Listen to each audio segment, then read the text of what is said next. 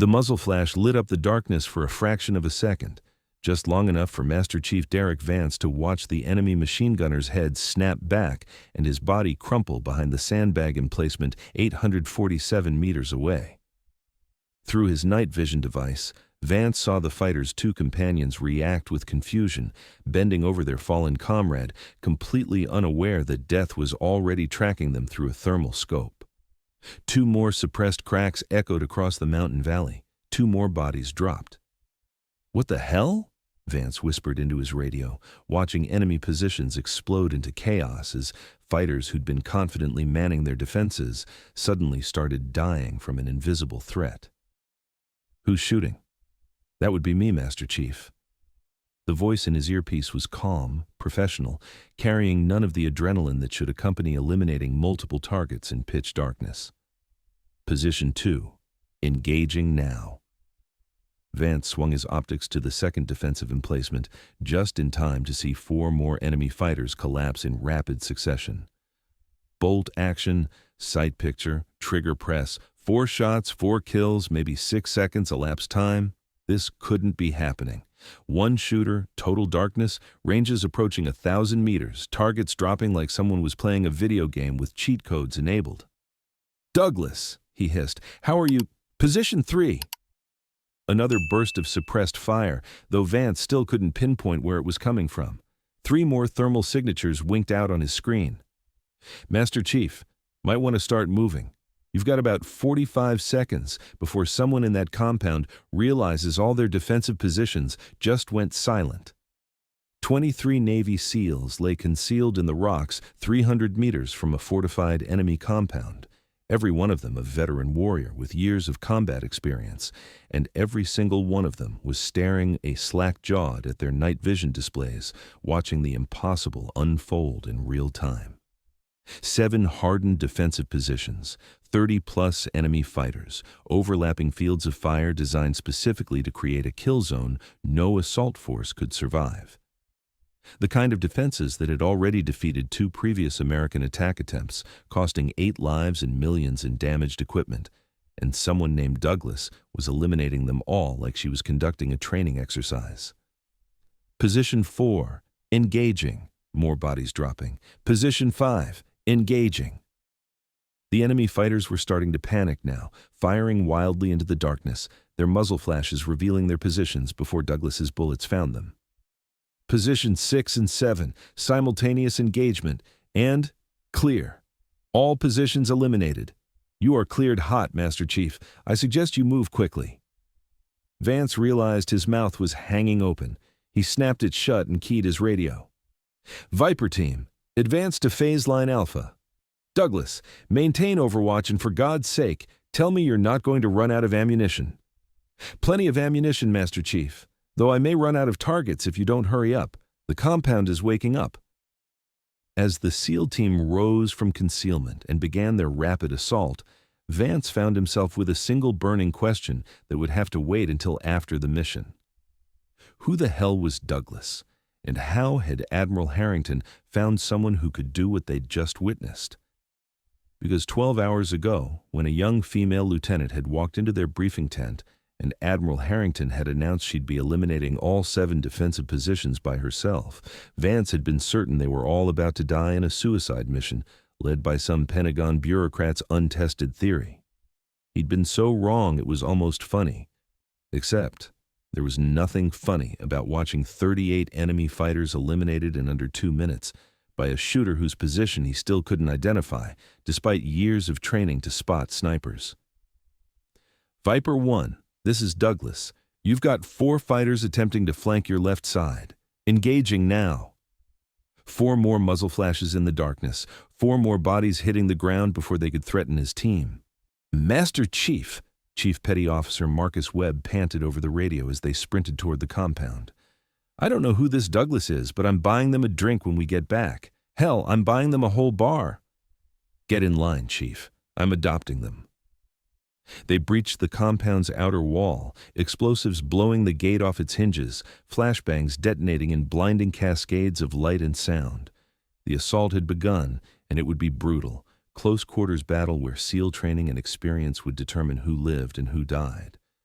But the impossible part, the part where one person eliminated an entire defensive network designed to repel battalion-strength assaults, that was already done. And the 23 Navy SEALs charging through that gate knew with absolute certainty that when this was over, they owed their lives to someone they'd never met, never heard of, and until 12 hours ago, never believed could possibly exist. Admiral Harrington had brought them a miracle wrapped in a rifle scope. Her name was Lieutenant Marley Douglas, and she was about to prove that sometimes the most dangerous person on a battlefield is the one nobody sees coming. But 12 hours earlier, nobody in that briefing tent believed any of this was possible. 12 hours earlier, the briefing tent smelled like stale coffee, body odor, and the particular brand of tension that came from planning operations where people were likely to die. Lieutenant Marley Douglas sat in the back row of folding chairs, her presence barely acknowledged by the 23 Navy SEALs who filled the rest of the space. At 26, she was younger than most of them, smaller than all of them, and according to the personnel manifest, she was there as an intelligence liaison, someone to brief the operators on enemy positions, and then stay safely behind while they did the actual work. The SEALs didn't know that Marley Douglas had a secret. Several, actually. Admiral James Harrington stood at the front of the tent, a man in his late 50s whose weathered face and silver hair carried the authority of 3 decades leading special operations. Behind him, a large tactical map showed the target compound, a cluster of buildings in the mountains of northern Syria, where high-value targets were believed to be meeting with foreign weapons dealers. "Gentlemen," Harrington began, his voice carrying the gravel of too many years, shouting over helicopter rotors, "this is a capture-or-kill operation. Primary objective, Hassan al-Kuwaiti, suspected bomb maker responsible for attacks on coalition forces across 3 countries. Secondary objectives, any foreign nationals providing material support and intelligence gathering from the compound's communication center." He clicked a remote, and the display changed to show aerial surveillance imagery. The compound is built into the mountainside. 3 main structures, multiple defensive positions, estimated 30 to 40 fighters on site. They've got night vision, they've got heavy weapons, and they're expecting us. Previous recon attempts have been detected and driven off. Master Chief Petty Officer Derek Vance spoke up from the front row. "What's our approach vector, sir?" "Helicopter insertion 3 clicks out, then foot approach using this ridgeline." Harrington traced a path on the map. "The problem is here." He indicated 7 marked positions, 7 defensive emplacements with overlapping fields of fire, machine gun nests, likely crew-served weapons, positions hardened against airstrikes. They control the only viable approach to the compound. "Can we take them out with precision strikes before insertion?" asked Chief Petty Officer Marcus Webb. "Negative. We need surprise, and any airstrikes will alert the entire area. The targets will scatter before we can secure them." Harrington's expression was grim. "Those 7 positions need to be neutralized silently and simultaneously. If even one opens fire, the whole operation compromises." The tent fell silent. Everyone in the room understood the mathematics. 7 hardened positions, 30-plus fighters, night operation, total surprise required. It was the kind of mission that looked straightforward on paper and turned into a catastrophe in execution. "Sir," Vance said carefully, "with respect, simultaneous silent elimination of 7 defensive positions, that's not realistic. We'd need a full sniper element, and even then—" "I'm aware of the challenge, Master Chief." Harrington cut him off. "Which is why I'm bringing in additional assets." He turned toward the back of the tent. "Lieutenant Douglas, front and center." Marley stood smoothly, her movements economical and precise, and walked to the front of the tent. She was 5'7", athletic build, dark hair pulled back in a regulation bun. Nothing about her appearance screamed door kicker or operator. She looked exactly like what her personnel file said she was, an intelligence officer with a graduate degree in Middle Eastern studies. The SEALs watched her with expressions ranging from curious to skeptical. "Lieutenant Douglas will be accompanying your team on this operation," Harrington announced. Vance's face showed carefully controlled confusion. "Sir, with respect, we appreciate intelligence support, But this is a direct action mission. He paused, choosing his words carefully. Having non-combat personnel on target could complicate matters. Lieutenant Douglas isn't here as intelligence support, Harrington said. She's here to solve your 7-position problem. The confusion in the tent deepened. Webb spoke up. Sir, I'm not understanding. One person can't neutralize 7 hardened defensive positions regardless of their MOS. Harrington's expression didn't change. Lieutenant, show them your qualification scores. Marley stepped to the computer console and pulled up a file.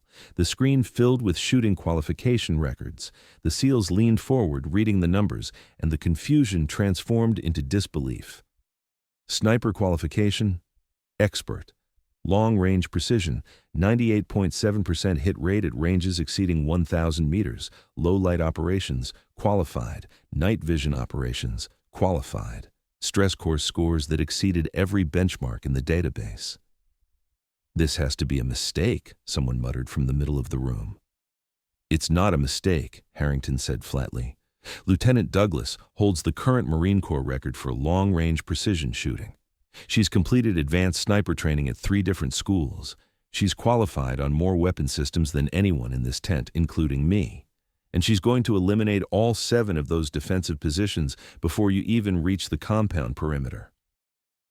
The tent exploded into barely controlled protest. Voices overlapped, all of them saying variations of the same thing. Impossible, unrealistic, too dangerous, untested in combat. Harrington let them talk for exactly 10 seconds. Then his voice cut through the noise like a blade. Gentlemen, shut up and listen. The tent fell silent. I understand your skepticism. I'd be concerned if you weren't skeptical. But Lieutenant Douglas isn't some desk jockey with good range scores. She's been operating in classified capacities for the past 3 years. The reason you've never heard of her is because her work requires absolute discretion. The reason she's here now is because this mission cannot succeed without her capabilities. He turned to Marley. Lieutenant, explain your plan. Marley's voice was calm, professional, carrying none of the defensiveness the SEALs might have expected. 7 positions, maximum separation 200 meters between emplacements. I'll establish a hide site on this ridge. She pointed to the map, which gives me elevated firing position with clear sight lines to all 7 locations. Range will be between 600 and 900 meters, depending on the target. In total darkness, Webb pointed out, without night vision that would compromise your position with IR signature. Correct. I'll be using thermal optics for target identification and acquisition. The enemy positions will show up clearly against the cold mountain rock. I'll engage from longest to shortest range, 7 shots, elimination time under 90 seconds for all positions. 90 seconds? Vance's voice carried open disbelief. 7 targets, varying ranges, total darkness, with the accuracy required for instant kills, so they can't raise an alarm? That's not possible. Marley met his eyes steadily. It's not only possible, Master Chief. It's the easy part. The hard part is getting into position without being detected, maintaining absolute noise discipline, and timing the shots so your team can capitalize on the brief window before the enemy realizes what's happening. And if you miss, Vance challenged, if even one position survives and opens fire. I don't miss? The statement wasn't arrogance, it was just fact, delivered with the same tone someone might use to say, water is wet or gravity exists. Admiral Harrington stepped forward. Master Chief, I'm not asking for your approval. This is how the operation will proceed. Lieutenant Douglas will insert with your team, establish her hide site, and eliminate the defensive positions on your signal. Your team will then proceed with the primary mission while she provides overwatch. Questions? Vance clearly had 1,000 questions, but he also understood the chain of command. No, sir. We'll make it work. Good. Operation launches at 2200 hours. Lieutenant Douglas, you have 6 hours to prep your equipment and coordinate with the team. Dismissed. The SEALs filed out of the tent, most of them throwing skeptical glances at Marley as they passed. She ignored them, instead approaching the tactical map to study the terrain in more detail. Harrington waited until they were alone. They don't believe you can do it. I know, sir. Are you confident? Marley studied the map for another moment, calculating angles and distances in her head. 7 static positions, predictable fields of fire, targets who think they're safely hidden. Yes, sir. I'm confident. Good. Because if this goes wrong, a lot of good men are going to die. He paused. And your career will be over before anyone outside this tent ever knows you exist. Understood, sir. Harrington studied her for a moment. You know, when I first read your file 3 years ago, I thought it was fiction. Nobody shoots that well. Nobody has that kind of natural talent combined with that level of training. And then I saw the video from your qualification course, and I realized we had something unique, someone who could do things that shouldn't be possible. Training in genetics, sir. My father was a competitive shooter. My mother was a physicist. I understand ballistics at an intuitive level that most people don't. It's more than that. You have something that can't be taught. He gestured at the map. But talent doesn't mean much if you freeze when people start shooting back. Have you ever been under fire, Lieutenant? Marley's expression didn't change. 3 times, sir. All classified operations that don't appear in my official record. I performed as expected. And if things go sideways tonight, then I adapt and complete the mission.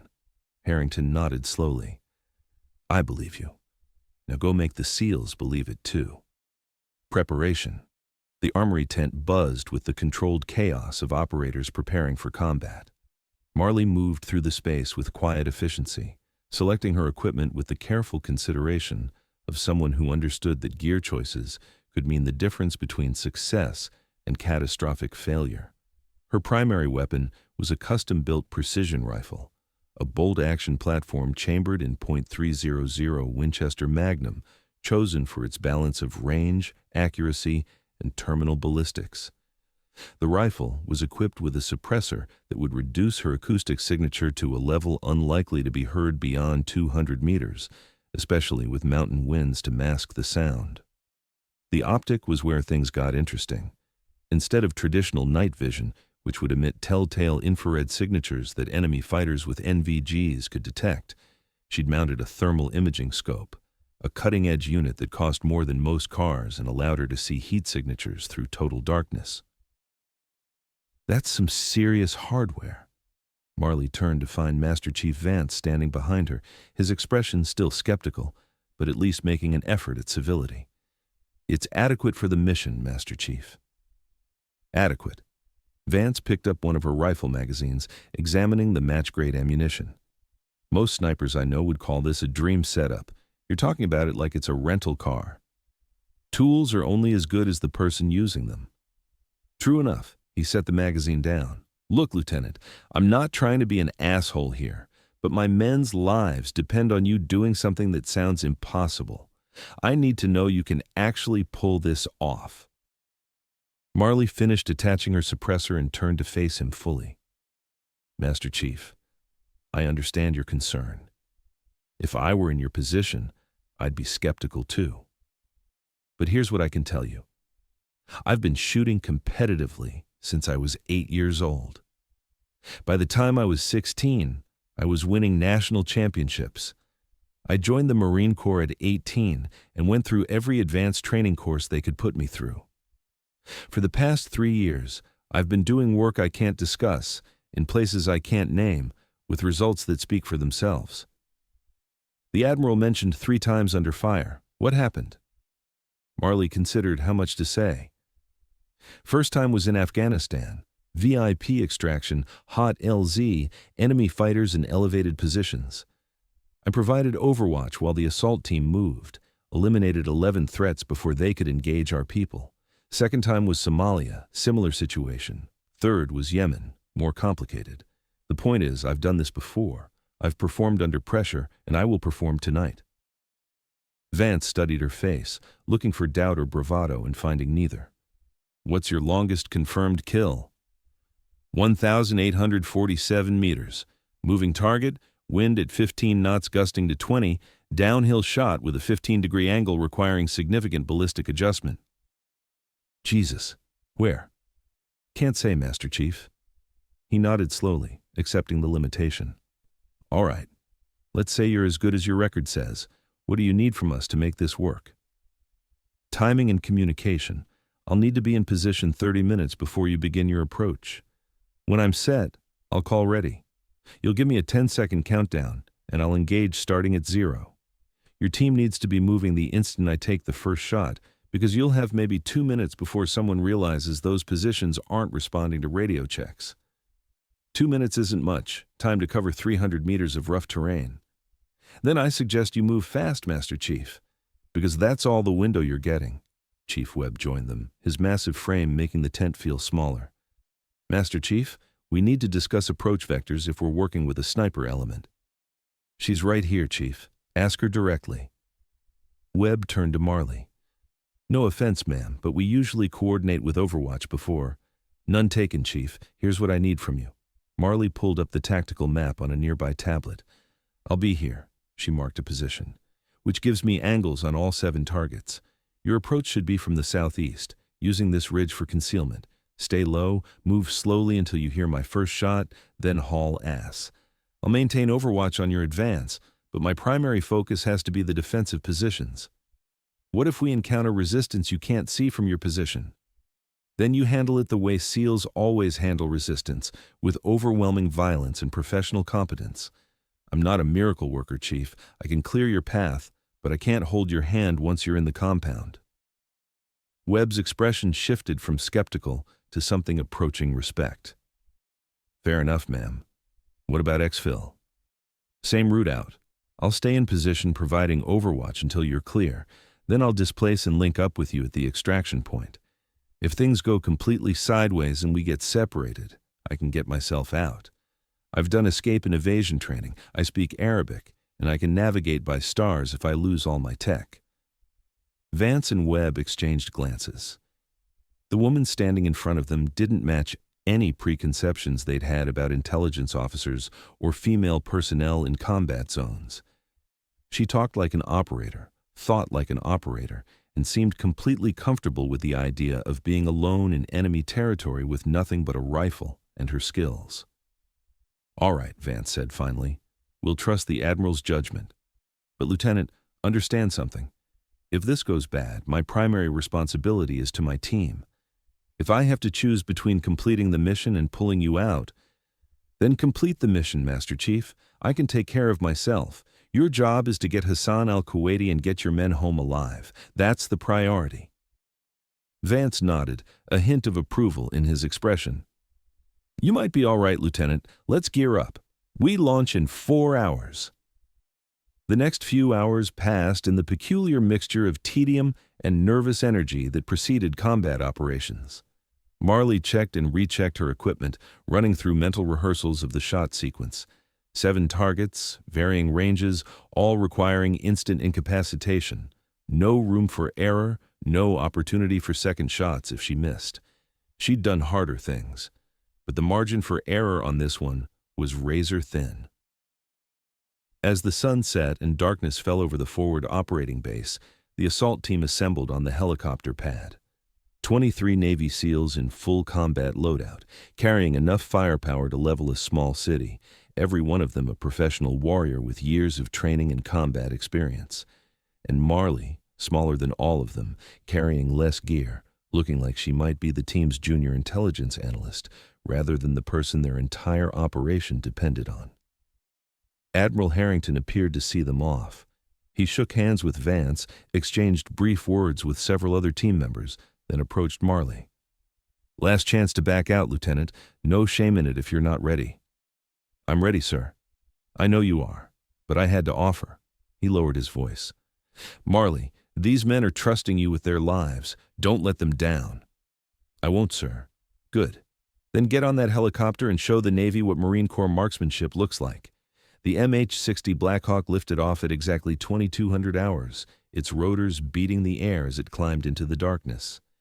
Inside the cargo bay, the SEALs sat in 2 rows facing each other, weapons between their knees, faces painted with camouflage, eyes hidden behind night vision devices. Marley sat near the door, her rifle case beside her, watching the landscape disappear into darkness below. In a few hours, she'd be lying in the dirt on a mountainside, looking through a thermal scope at enemy fighters who had no idea death was coming. 7 positions, 7 shots, 90 seconds. And then the SEALs would storm the compound while she provided overwatch, making sure none of them died because she'd missed a target or failed to spot a threat. No pressure. The helicopter banked sharply, dropping into a valley to avoid radar detection, and Marley felt the familiar surge of adrenaline that came before combat. Not fear. She'd learned long ago how to manage fear, but anticipation. The knowledge that soon she'd be testing her skills against an enemy who would kill her without hesitation if they detected her presence. She closed her eyes and ran through the shot sequence one more time. Position 1.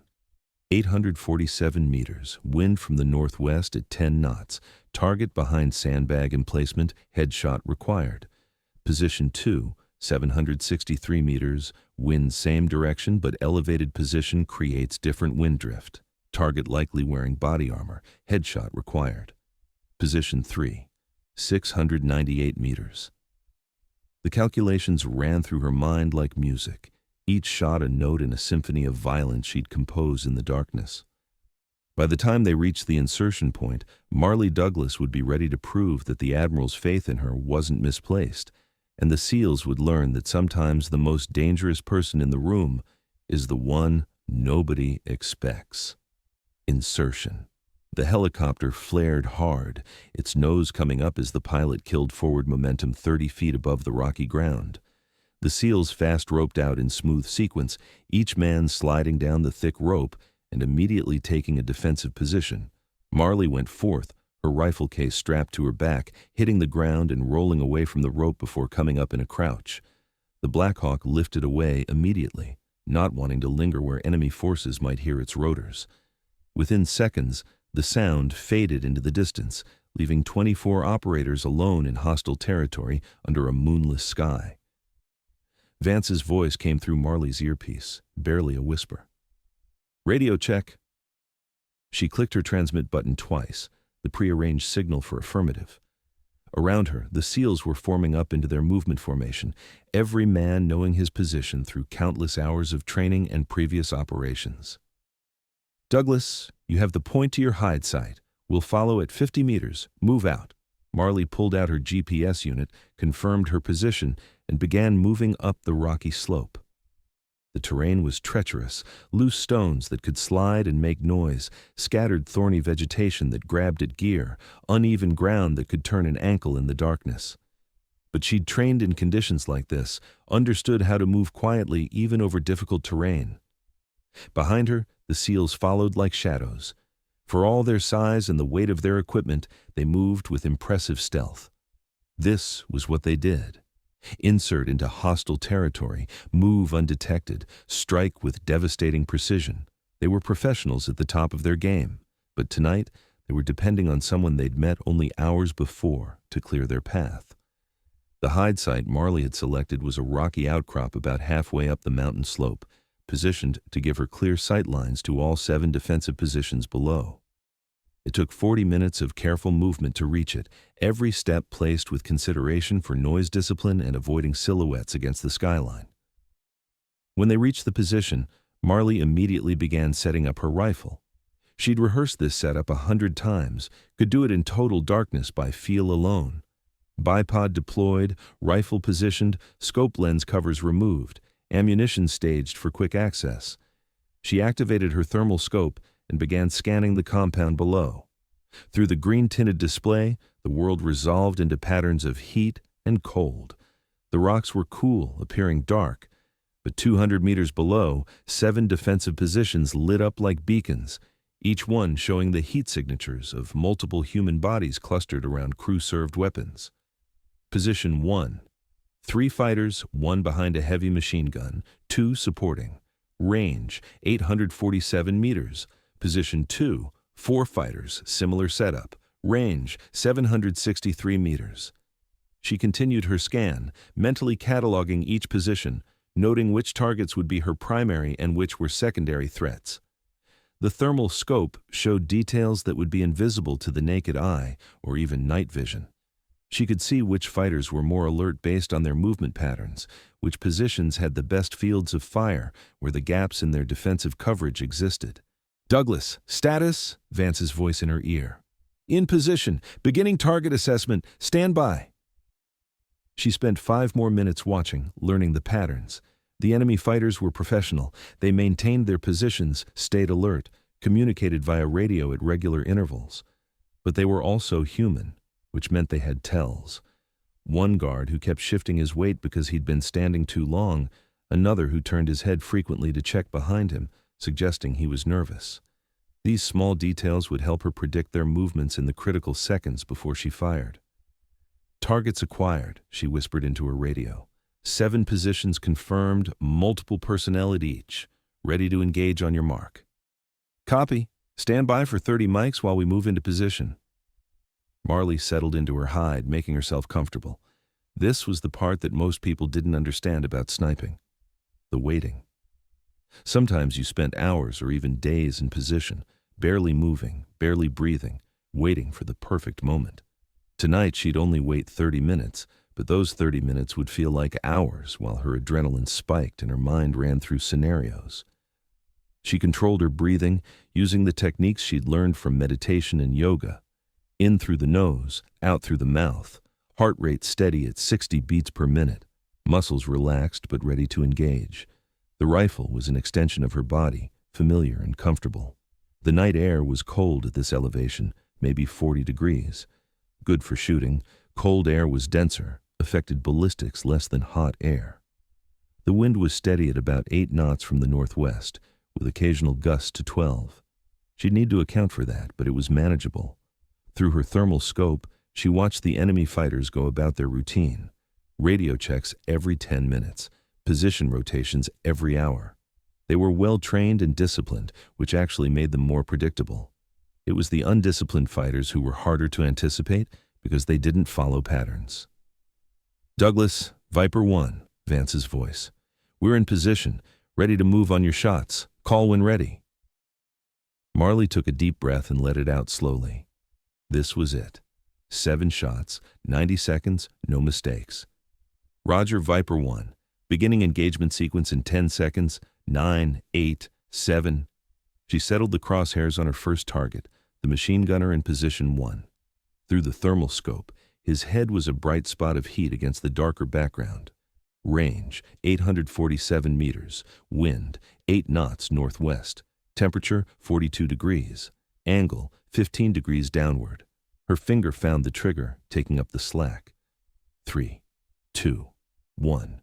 Engaging. The rifle spoke. Total darkness. The suppressed shot was barely louder than a cough, the sound immediately swallowed by the mountain wind. Through her scope, Marley watched the thermal signature in position 1 drop instantly. A perfect headshot, the target eliminated before his nervous system could even process what had happened. She worked the bolt, the mechanical action smooth and familiar. Brass ejected, new round chambered, second target already in her crosshairs. Position 2. Range, 763 meters. Wind, same. Lead target, machine gunner. The rifle kicked against her shoulder. Another perfect shot. The thermal signature collapsed, but now things got complicated. The other fighters in position 2 were starting to react, not to her shots, which they couldn't hear, but to the fact that their machine gunner had just fallen. She saw them moving toward him, probably thinking he'd collapsed or had some kind of medical emergency. Third shot. The fighter bending over the machine gunner. He went down. Bolt action. Fourth shot. The last fighter in position 2, now turning toward the mountainside, starting to understand that someone was shooting at them. He dropped before he could raise his weapon or key his radio. 12 seconds elapsed. 4 targets down. Position 3. Range, 698 meters. 3 fighters, all alerted now by the commotion at position 2. One was already on his radio, probably calling for a status check from the positions Marley had just eliminated. She put a bullet through his head mid-sentence. His companions reacted instantly, dropping to cover, weapons coming up. They knew they were under attack now, but they didn't know from where. The suppressed shots gave them no muzzle flash to track, No sound to triangulate. They were firing blind into the darkness, bullets spraying across the mountainside hundreds of meters from Marley's position. She eliminated the first fighter. Bolt action eliminated the second. Both shots to the head, both instant kills. 23 seconds, 7 targets down. Positions 4 through 7 were fully alert now. She could see them through her thermal scope, fighters scrambling to their weapons, some firing randomly into the darkness, others scanning with night vision devices, trying to locate the threat. But they were looking in the wrong direction. They assumed the attack was coming from the valley floor, from the compound side, the logical directions for an assault. None of them were looking up the mountain, where a single shooter was systematically eliminating their defensive positions. Position 4. Range 615 meters, 4 fighters, 2 of them firing a heavy machine gun toward the compound approach, the other 2 trying to establish radio communication with the positions that weren't responding. Marley put bullets through both radio operators first, denying them the ability to call for reinforcements. Then, the machine gunners, 2 quick shots, both targets eliminated. Bolt action becoming automatic now, her hands moving without conscious thought. Muscle memory from 10,000 repetitions taking over. 41 seconds, 11 targets down. Position 5 was returning fire now, but they were shooting at phantoms. Long bursts of automatic weapons fire, tearing across the mountainside. Tracer rounds creating arcs of light in the darkness. Beautiful and deadly, but completely ineffective because they had no idea where she was. She waited for the tracers to stop. Weapons going cyclic tended to empty magazines fast. Then engaged. 3 fighters, 3 shots, 3 kills. The position went silent. 58 seconds, 14 targets down. Position 6 and 7 were the farthest from her position, nearly 900 meters, at the extreme edge of her effective range with this rifle and ammunition. The wind at that distance would be more unpredictable, the bullet drop more extreme. These would be the hardest shots. Through her scope, she watched fighters in Position 6 dragging wounded from Position 7, trying to render aid. They still didn't understand they were being shot by a precision marksman, probably thought they were taking indirect fire or were under attack by multiple shooters. She adjusted for the extreme range, accounting for the additional wind drift and the severe angle of the shot. Her crosshairs settled on the head of a fighter bent over a wounded comrade. The shot felt different at this range, a longer hang time where she could almost sense the bullet's flight through the cold mountain air. Through her scope, she saw the thermal signature drop. Bolt action, next target, another shot, another kill. The remaining fighters in both positions were panicking now, some trying to flee, others firing blindly in all directions.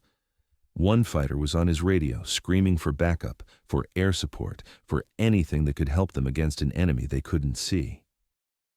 Marley put a bullet through his head, then systematically eliminated every remaining thermal signature in both positions. 87 seconds, 22 targets down.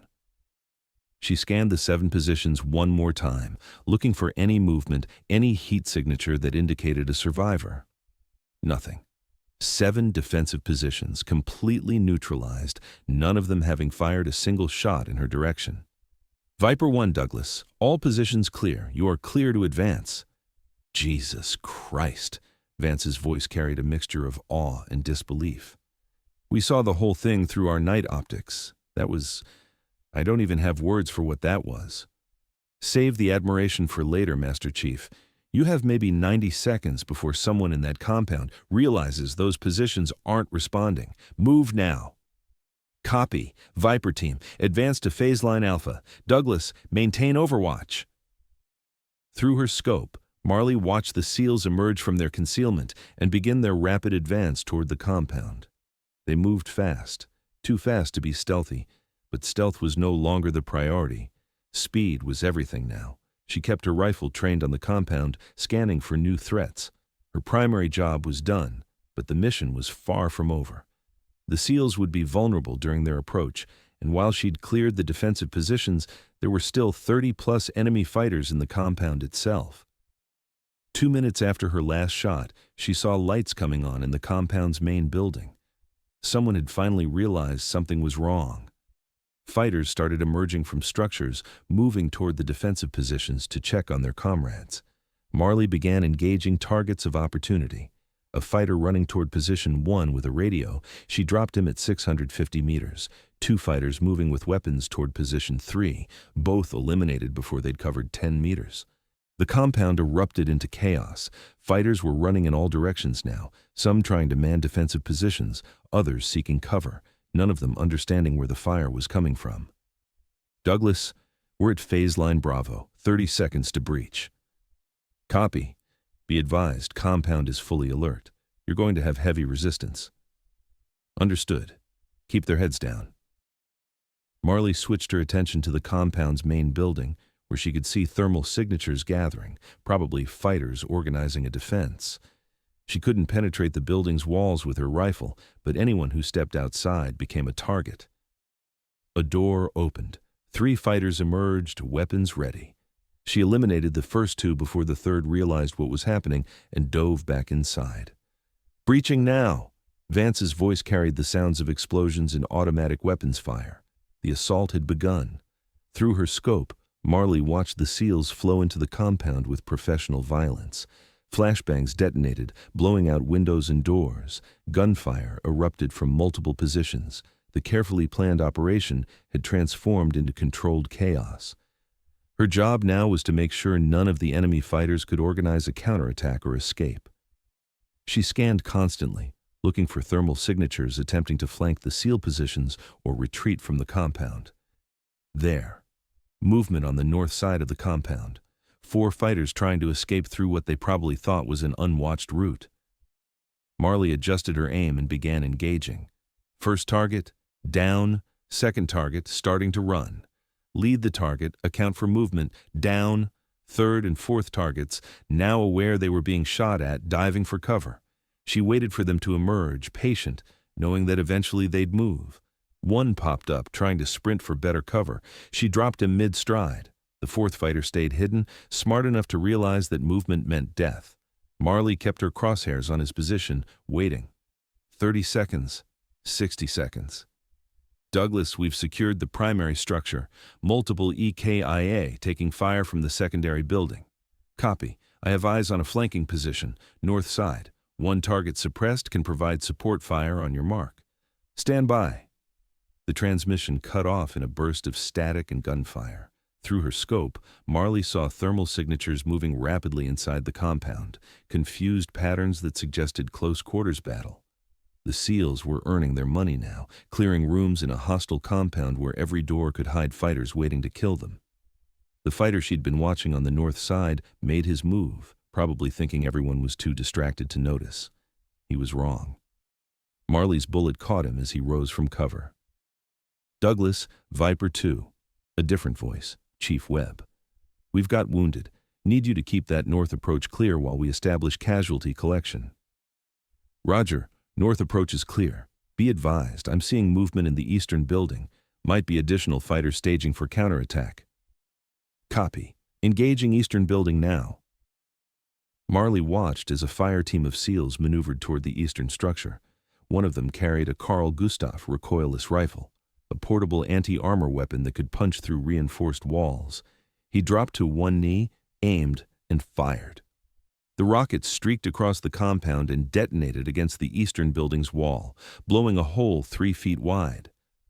The thermal signatures inside the building immediately dispersed, some falling, others running. Marley engaged the runners. 4 shots, 4 targets eliminated before they could establish defensive positions. Eastern building neutralized, Webb reported, moving to clear the communications center. The firefight continued for another 10 minutes. An eternity in combat time. Marley maintained her overwatch position, eliminating any enemy fighters who tried to flee or reinforce. Her shooting was mechanical now, target acquisition to trigger pull to bolt action to next target. No thought, just execution. Finally, Vance's voice came through her earpiece. Douglas, compound is secure. We have the primary target in custody, multiple EKIA, and we're downloading intelligence from their computers. 2 of my men are wounded but ambulatory, preparing for extraction. Copy. I'll maintain overwatch until you're clear, then displace to the extraction point. Negative, Douglas. We're coming to you. Can't risk you moving alone through potentially hostile terrain. Hold position. We'll link up in 30 mics. Marley smiled slightly. The SEALs had gone from skeptical to protective in the space of one operation. Roger, holding position. She kept her rifle trained on the compound, watching for any signs of additional enemy forces responding to the firefight. But the thermal scope showed only the SEALs moving through the compound, gathering intelligence, securing prisoners, preparing to exfiltrate. 29 minutes later, she heard movement behind her position. Her hand moved to her sidearm before Vance's voice called out softly, "Douglas, friendly approaching your 6. "Come ahead, Master Chief." Vance appeared, followed by the rest of his team. They looked like they'd been through a war, uniforms torn, faces smudged with soot and blood, weapons showing the wear of sustained fire. But they were moving well, every man still combat effective. "Hell of a night, Lieutenant," Vance said, extending his hand. Marley shook it. "Mission successful?" "Primary target secured, intelligence gathered, 2 wounded but nothing life-threatening. By my count, you eliminated 28 enemy fighters before we even entered the compound, then dropped another 10 during our assault. Without you clearing those defensive positions," he shook his head, "we'd have walked into a meat grinder." "Just doing my job, Master Chief." "No." Vance's voice was firm. "That wasn't just doing your job. That was some of the finest marksmanship I've seen in 20 years of special operations. The Admiral didn't lie. You're the real deal." Chief Webb approached, his massive frame somehow moving quietly despite his size and equipment load. "Ma'am, I owe you an apology. I didn't think it was possible for one shooter to do what you did tonight. I was wrong." "No apology needed, Chief. Skepticism is healthy, keeps people alive." "Maybe, but you kept my team alive tonight, and I won't forget that." The other SEALs were gathering around now, each of them wanting to see the woman who'd eliminated 38 enemy fighters in total darkness from ranges that tested the limits of precision marksmanship. One of the younger operators, a petty officer whose face was still painted with camouflage, spoke up. "Ma'am, how did you... those shots were insane. Some of them were 900 meters in pitch darkness. That's not supposed to be possible." Marley began breaking down her rifle, preparing it for movement.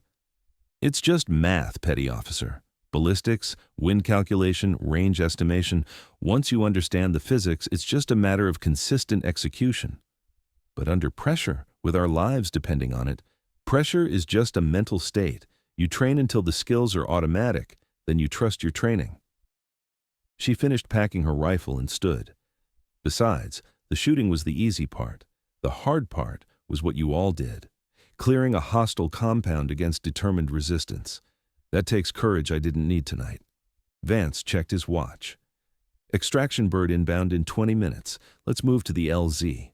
Douglas, you've earned center seat on the bird. No more riding by the door." They moved down the mountain as a team, the SEALs in protective formation around Marley like she was precious cargo, which, in a sense, she was. Someone who just proved she could accomplish things that most special operations planners considered impossible.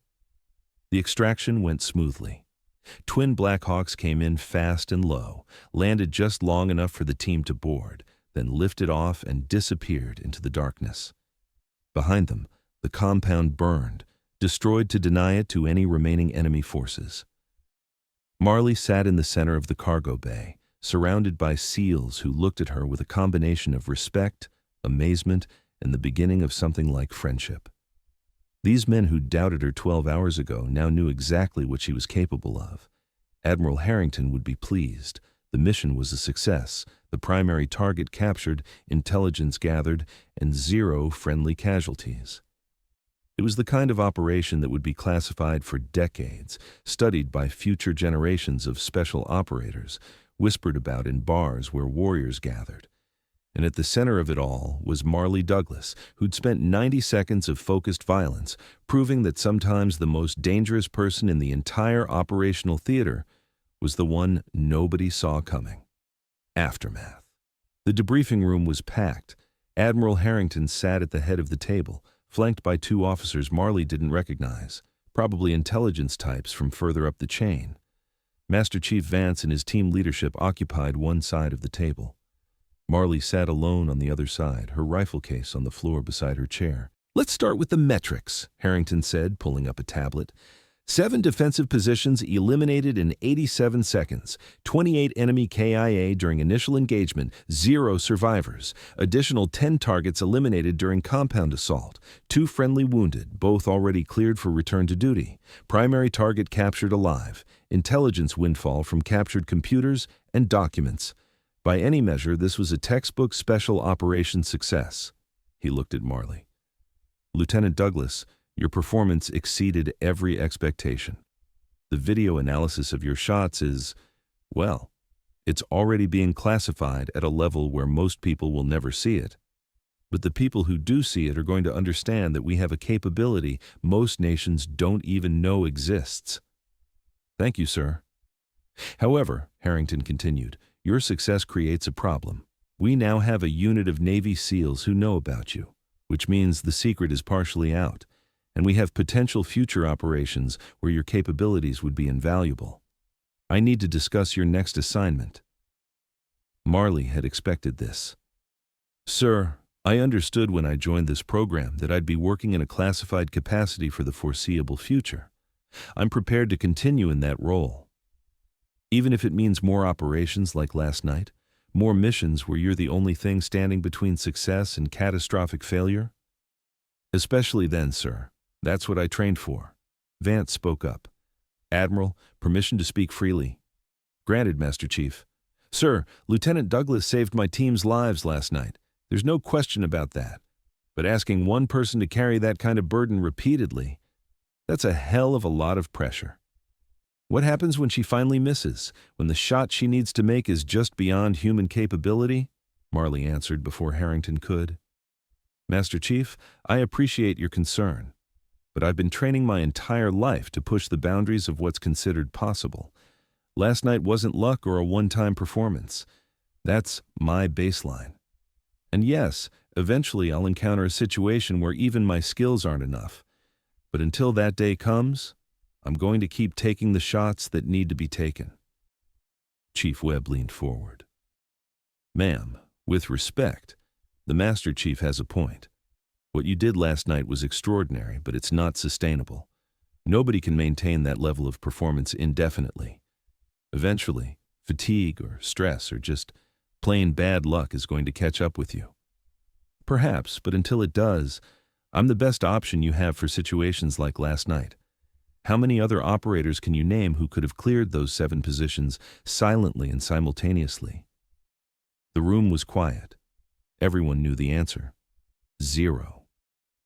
Harrington stood and walked to the window, looking out at the base beyond. Lieutenant Douglas is right. We have a unique capability, and we'd be foolish not to use it. But Master Chief Vance and Chief Webb are also right. We can't burn her out on operations where the margin for error is 0. He turned back to face the room. Here's what we're going to do. Lieutenant Douglas will be assigned to a new unit, designation classified, that operates under direct JSOC authority. She'll work with SEAL teams, Delta, Rangers, whoever needs her capabilities, but will be selective about deployments. Only missions where her specific skills are absolutely critical and where no other asset can accomplish the objective. Sir, Marley said, I didn't join the military to sit on the sidelines waiting for the perfect mission. I can be more useful than that. You'll also be training other snipers, Harrington continued, ignoring her protest. Sharing your techniques, your mathematical approach to ballistics, your methods for maintaining performance under pressure. We can't create another you, but we can elevate the entire Tier 1 sniper community by having them learn from you. That made more sense. Marley nodded slowly. Understood, sir. When do I start?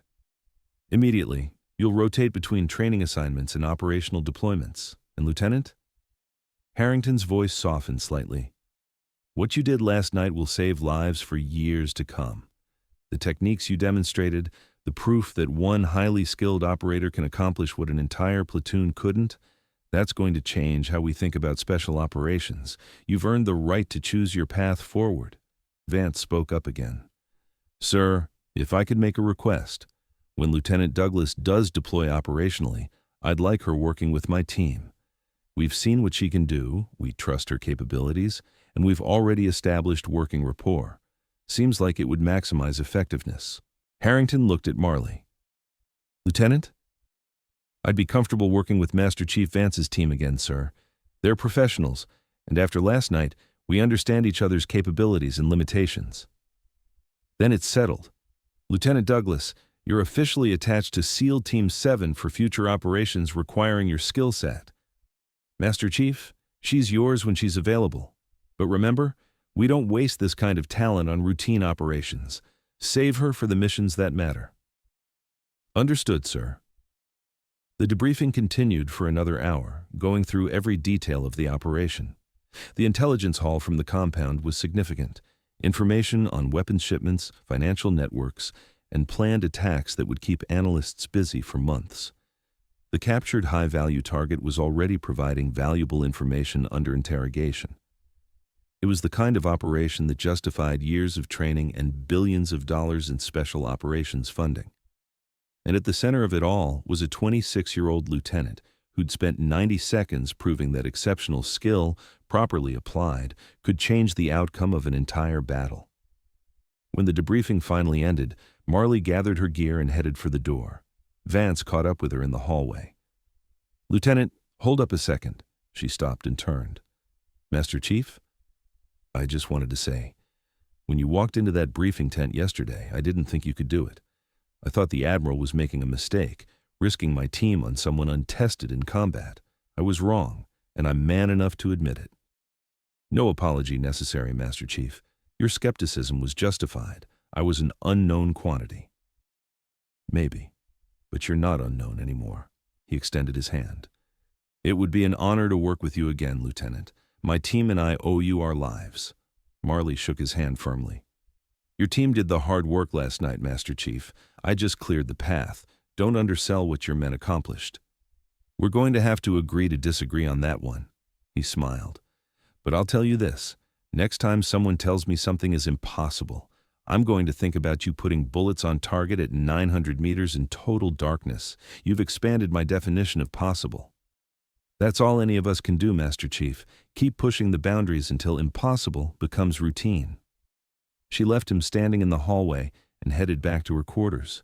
The operation had been a success, her capabilities were proven, and she had a new assignment that would let her continue doing what she did best, taking the shots nobody else could make, solving problems that seemed impossible, being the asset that made the difference between mission success and catastrophic failure. But as she cleaned and stored her rifle, Marley allowed herself a moment of honest reflection. Chief Webb had been right about one thing. Nobody could maintain this level of performance indefinitely.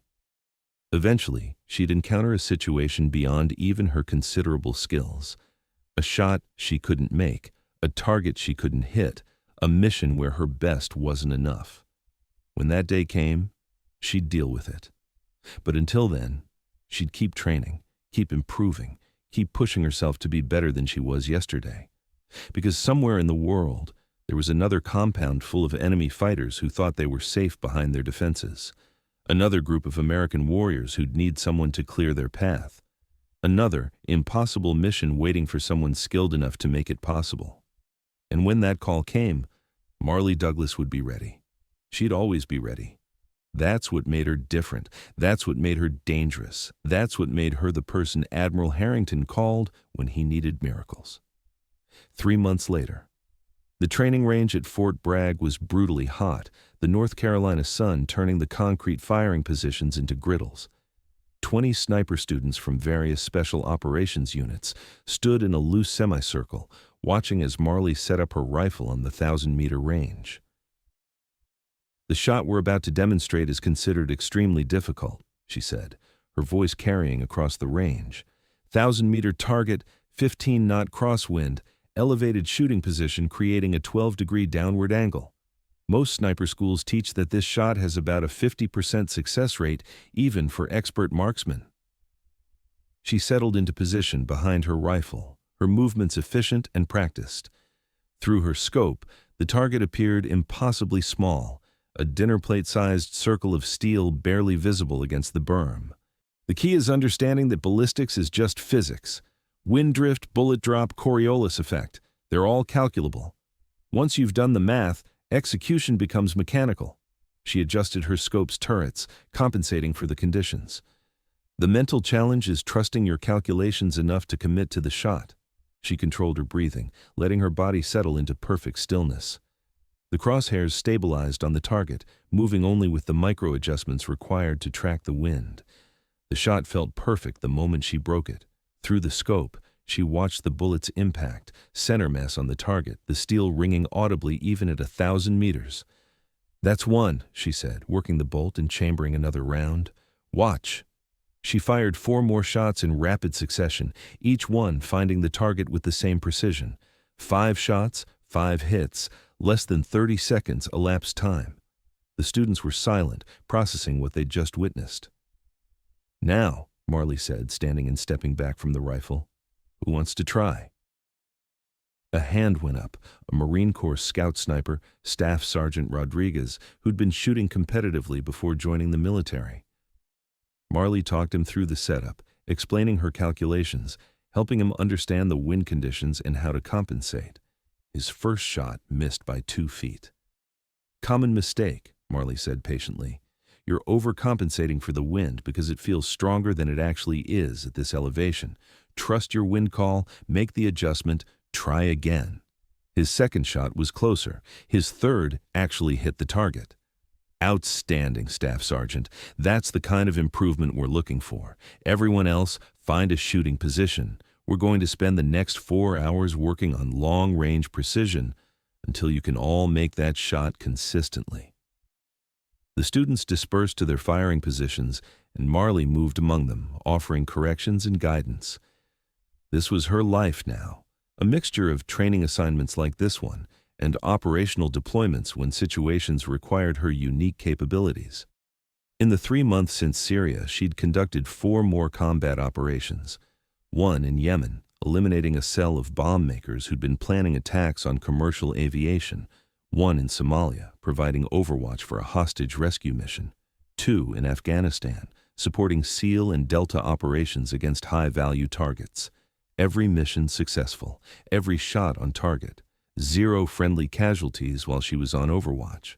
But she could feel the weight accumulating. Each operation added to the pressure, the knowledge that teams of elite warriors were depending on her to do things that shouldn't be possible. The expectation had become that Marley Douglas didn't miss, didn't fail, didn't have bad days. It was exhausting in ways that had nothing to do with physical fatigue. "Ma'am," one of the students approached, an Army Ranger with a question about scope adjustment. She spent 10 minutes helping him understand the relationship between MOA adjustments and bullet impact at various ranges. This was useful too. Every sniper she trained might someday be the difference between mission success and failure for their team. Every technique she shared might save American lives in some future battle. It wasn't as immediately gratifying as taking the shot herself, but it was important work. Her phone buzzed. A text message from a classified number she recognized. Admiral Harrington. "New tasking. Briefing at 1800 hours, priority 1. Marley looked at her students, all of them working diligently on the range, improving with each shot. Then she looked at her phone again. Priority 1 meant something significant, something that required her specific capabilities. She called over her assistant instructor, a Marine Corps gunnery sergeant who was perfectly capable of running the range without her. "Gunny, I need to step away. You've got the rest of the day." "Roger that, ma'am. Everything okay?" "Just another meeting. Keep them working on that 1,000-meter shot. I want everyone achieving at least 60% hit rate before we move to the next evolution." "Will do, ma'am." Marley gathered her gear and headed for her truck. Another briefing, another impossible mission, another chance to prove that the impossible was just the untried. She wondered what it would be this time. What target was so difficult that Admiral Harrington was pulling her off training duty to handle it personally?